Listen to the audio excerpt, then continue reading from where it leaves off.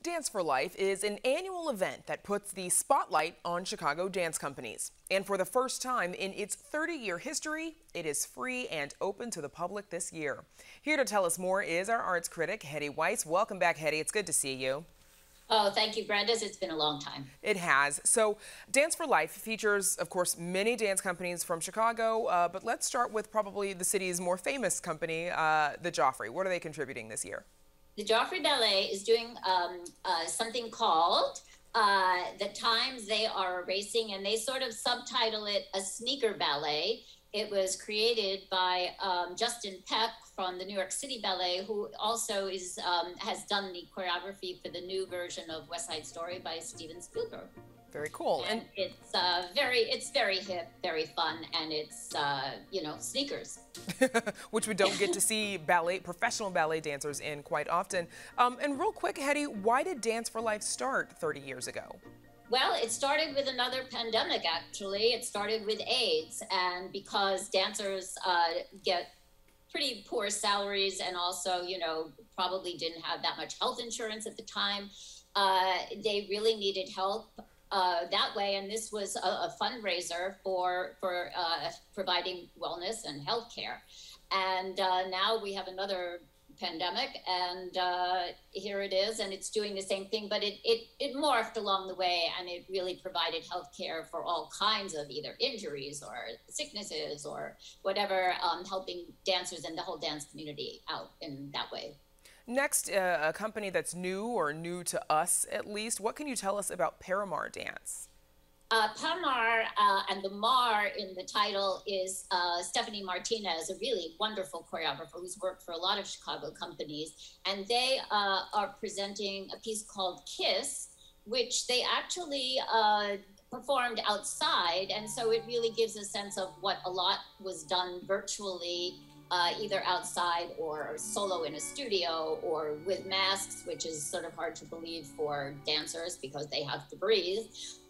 So this gives us a little bit of a feel for the time.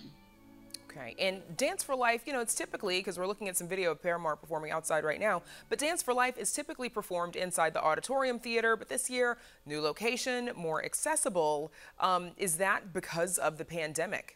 Yes, it obviously is, and it's free this year, which is, of course, not usual, but there are many supporters of the organization that are still contributing, and for people who want seats, there is a ticket price, and it's really more of a donation than a ticket price. The other thing is, of course, it's healthier to be outside, and I think also it's a great opportunity to attract audiences that may not ordinarily go to see any of these dance companies. Right, so it makes it more accessible, like we said, to lots of audiences. Absolutely. So Hubbard Street has a unique work that they are presenting. Tell us about, it's a dance called This, That, and the Third. And it's about code switching, and it involves a number of different languages because the members of the company either have learned or speak at least enough to get by in different languages. And it's about communication in a time when that might not be possible in some ways, or at least in the old-fashioned way of person to person.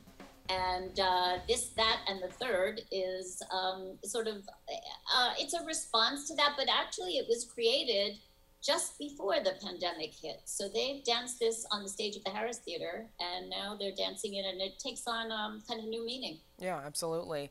Next up is South Chicago Dance Theater. What are they offering?